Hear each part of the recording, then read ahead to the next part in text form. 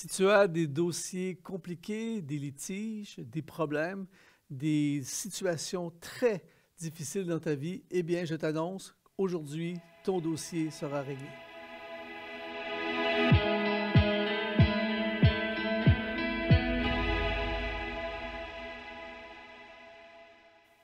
Bonjour à tous, très heureux de participer à ce café matinal. Et aujourd'hui, nous allons régler des dossiers. Nous avons tous dans notre vie j'appelle ça des dossiers, des situations sur lesquelles nous n'avons pas le contrôle. Peut-être que tu fais face en ce moment à un dossier médical avec ta santé, un dossier financier, un dossier familial, une situation qui te dépasse, une situation qui t'angoisse, t'empêche de dormir, une situation qui est constamment dans ta tête, une situation qui te décourage, même à la limite, parce que tu te dis, je n'ai pas le contrôle. On a tous vécu une situation où, à un moment donné, quelqu'un nous a dit, votre dossier est refusé, votre dossier est en attente, votre dossier est vraiment compliqué et problématique. Mais la bonne nouvelle aujourd'hui, c'est que le dossier, grâce à Jésus, Jésus s'intéresse à nos dossiers et il est le spécialiste du règlement des dossiers les plus compliqués. C'est pour ça qu'aujourd'hui, je déclare sur ta vie, ton dossier sera réglé. On regarde aujourd'hui à Éphésiens chapitre 1 où l'apôtre Paul écrit, imagine, il écrit une lettre d'encouragement à des gens qui sont en pleine liberté, alors que lui, il est en prison quand il écrit cette lettre. Pourquoi? Parce que l'apôtre Paul avait compris la puissance de marcher dans le nom de Jésus. Il parle dans Éphésiens chapitre 1, particulièrement à partir du verset 16, il parle de Jésus comme étant le nom au-dessus de tout nom. Et il a compris qu'on peut quand même marcher la tête haute, même si notre dossier semble impossible à régler, même si notre situation est décourageante, notre situation nous dépasse. Être en prison à l'époque, c'était vraiment compliqué. C'était un dossier sur lequel l'apôtre Paul n'avait aucun contrôle. Mais ça n'a pas empêché Paul d'accomplir son ministère, de briller, de rayonner, d'être heureux. Pourquoi? Parce qu'il savait qu'inévitablement, son dossier serait réglé. Il parle de Jésus comme étant le nom au-dessus de tout nom. Et l'une des choses que j'ai appris dans ma vie, c'est la puissance d'un nom.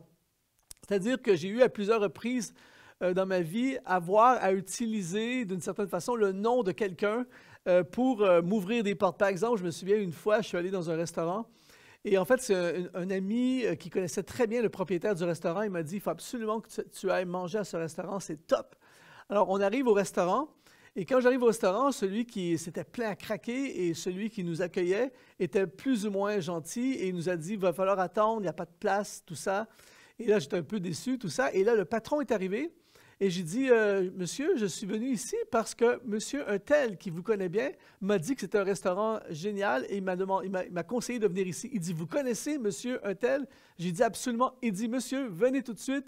On va vous donner une table VIP, on a une section pour nos invités VIP. Et en un instant, une situation compliquée a été réglée. Pourquoi? Parce que je connaissais le nom de quelqu'un qui pouvait changer la situation. Et j'aimerais t'annoncer aujourd'hui que le nom de Jésus est au-dessus de tout nom. Et c'est pour ça que je t'annonce aujourd'hui que ton dossier sera réglé. Premièrement, il sera réglé grâce à la puissance de Jésus-Christ. Dans Éphésiens chapitre 1, au verset 19, il dit « Et quelle est envers nous qui croyons l'infinie grandeur de sa puissance, se manifestant avec efficacité par la vertu de sa force, il l'a déployée en Christ, en le ressuscitant des morts et en le faisant asseoir à sa droite dans les lieux célestes. » Il faut comprendre aujourd'hui qu'avec Jésus, nous avons accès à une puissance qui nous dépasse, une puissance qui règle les dossiers, une puissance qui rend les choses impossibles possibles. Par exemple, ceux qui me connaissent savent que j'aime énormément faire du vélo. Et dans les dernières années, j'ai expérimenté, on m'a initié au vélo à assistance électrique. Mes amis, c'est de la bombe. C'est-à-dire que je suis allé dans des cols, dans des montagnes, tout ça, avec ce vélo il faut quand même mouliner, mais tu as un boost, tu as une assistance électrique. Et je me souviens m'être retrouvé dans des côtes à rouler à 25 km/h, dépasser tout le monde. Et en fait, je suis la même personne. Je ne suis pas meilleur cycliste, mais j'ai tout à coup accès à une puissance qui me rend capable de faire quelque chose que normalement, je ne suis pas capable de faire. Et c'est ici, quand il parle de sa puissance ici, dans le texte, il utilise un mot très, très puissant dans le Nouveau Testament, c'est le mot dynamis. Le mot dynamis parle d'une force au-delà de nous-mêmes, parle d'une force qui nous rend capable de faire des choses que normalement on n'est pas capable de faire. Par exemple, c'est le même mot dynamis qui est utilisé par Jésus lorsqu'il va dire à ses disciples, terrifiés après sa résurrection, lorsqu'il va dire, vous recevrez, Actes chapitre 1, verset 8, il dit, vous recevrez une puissance et vous serez mes témoins, Jérusalem, Judée, Samarie et jusqu'aux extrémités de la terre. C'est un truc de fou parce qu'il leur demande de faire quelque chose qu'ils viennent de faillir. Ils ont failli et là, il les envoie en mission à faire quelque chose d'encore plus grand, quelque chose qui les dépasse complètement, quelque chose qu'ils n'ont jamais fait auparavant. Mais il dit cette fois-ci, je vous enverrai une puissance, le dynamis, qui vous rendra capable de faire ce que normalement vous n'êtes pas capable de faire. Et j'aimerais t'annoncer aujourd'hui que grâce à Jésus, il y a accès pour toi et moi au dynamis.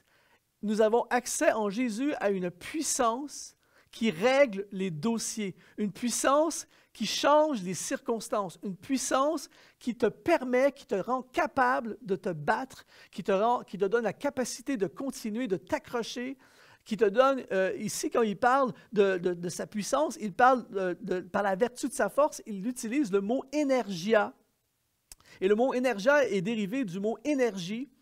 Donc, je ne sais pas si ça t'est déjà arrivé, mais il y a des fois, moi j'ai vécu dans ma vie des dossiers tellement intenses, tellement au-delà de moi-même, où que des fois tu as l'impression que je n'ai plus l'énergie de me battre, je n'ai plus la force de continuer, je n'ai plus ce qu'il faut pour attaquer.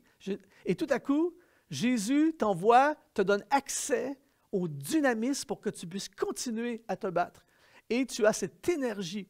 Et encore une fois, quand dans l'univers du vélo, c'est quelque chose de très, très, très pertinent parce que je me souviens d'une sortie à vélo avec des amis où on a fait une journée de 250 km de vélo dans des montagnes, tout ça. Et à un moment donné, j'avais plus d'énergie. J'étais cassé, plus d'énergie. Et je me souviens, on est arrêté dans un petit magasin. On a acheté quelques bouteilles de Coca-Cola avec un peu de chocolat. Et je peux t'assurer, j'ai bu ce que je ne bois pas normalement, mais c'est rempli de sucre. Et j'ai bu ça, j'ai mangé le chocolat. Et dans les minutes qui ont suivi, j'avais une puissance, j'avais une énergie. Bon, c'est une énergie qui ne dure pas trop longtemps, mais j'ai vécu cette capacité, tout à coup, d'avoir une force nouvelle. Et c'est exactement ce que je veux t'annoncer aujourd'hui, te dire que Jésus, grâce à son dynamisme, à sa puissance, tu as accès à quelque chose qui va te rendre capable. Et c'est pour ça que je t'annonce encore une fois aujourd'hui, ton dossier sera réglé. Et parfois, il y a, on sous-utilise cette puissance à laquelle nous avons accès. Et grâce à la puissance de Jésus, le dynamis, eh bien, nos dossiers vont être réglés. Deuxièmement, ton dossier sera réglé, et là, écoute bien ceci, ton dossier sera réglé à cause de son autorité. Au verset 20 du chapitre 1 d'Éphésiens, il dit « Il l'a déployé en Christ en le ressuscitant des morts et en le faisant asseoir à sa droite dans les lieux célestes, au-dessus, écoute bien ceci, au-dessus de toute domination, toute autorité, toute puissance, toute dignité et tout nom qui peut se nommer, non seulement dans le siècle présent, mais encore dans les siècles à venir. Il a tout mis sous ses pieds et il l'a donné pour chef suprême à l'Église. » En d'autres mots, Jésus est au top du top. Il est au-dessus de tout. Donc, parce qu'il est au-dessus de tout, ici on dit qu'il l'a assis à sa droite. Dans le contexte du Nouveau Testament, dans le langage du Nouveau Testament, on parle ici de quand tu es à droite, c'est un signe d'autorité. Alors Jésus a l'autorité. Et l'autorité, j'ai appris dans ma vie que quand tu as l'autorité, tu peux remplacer un non par un oui. Par exemple, il est interdit ici au Canada de rouler à plus de 100 km sur l'autoroute. La police peut tolérer peut-être jusqu'à 110 km, mais tu ne peux pas dépasser. Par contre, j'ai des amis policiers qui me racontent que dans des poursuites, ils ont parfois roulé 150, 200 km/h. Moi, je ne peux pas, mais le policier, dans des contextes particuliers, a l'autorité de faire quelque chose que normalement, tu ne peux pas faire. Et c'est pour ça que ton dossier, on t'a dit non. On t'a dit non, tu ne pourras pas t'en sortir. Non, tu ne seras pas guéri. Non, tu ne sortiras pas de cette situation financière. Non, ça ne pourra pas se régler. Mais Jésus a l'autorité de changer un non en oui.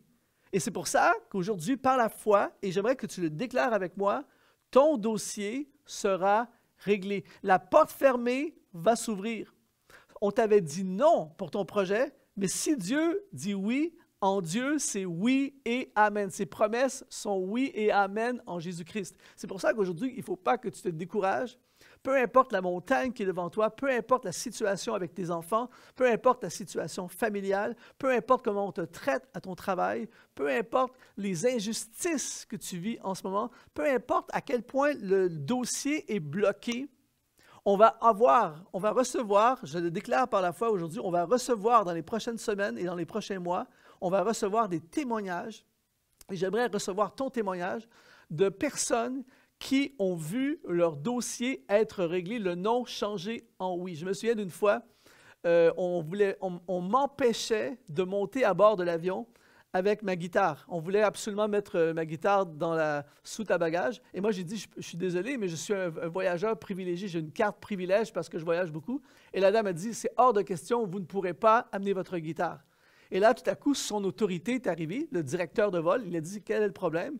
J'ai dit, je suis un voyageur élite grâce à ma carte et on m'empêche de monter avec la guitare. Elle dit, monsieur, c'est certain, vous amenez votre guitare avec vous. Je suis entré dans l'avion avec ma guitare. On a mis ma guitare dans le vestiaire du pilote et pour s'excuser, ils m'ont mis en business au lieu de classe économie.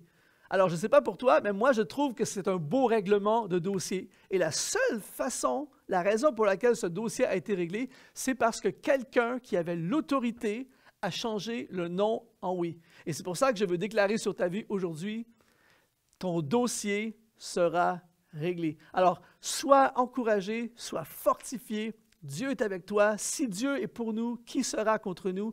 Et aujourd'hui, déclare-le avec moi, ton dossier sera réglé.